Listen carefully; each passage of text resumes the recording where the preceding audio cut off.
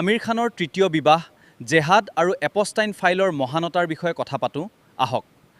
আমিৰ খানৰ তৃতীয় বিবাহৰ পাছতে একাংশৰ চিন্তা জাগি উঠিছে।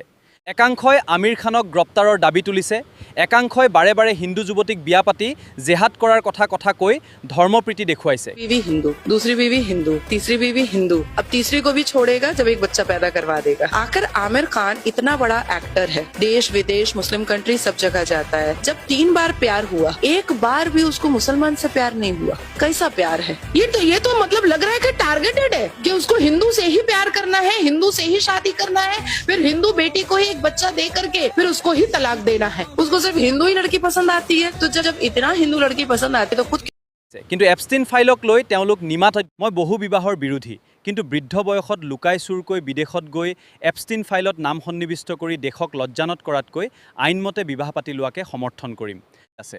গতিকে প্ৰতিক্ৰিয়ামুখৰবিলাকে আমিৰ খান সন্দৰ্ভত কথা কোৱাৰ পূৰ্বে এপষ্টিন ফাইলত নাম খোদিত কৰা মন্ত্ৰীৰ পদত্যাগ বিচাৰক, পাছত ভদ্ৰতাৰ জ্ঞান বিলাওক।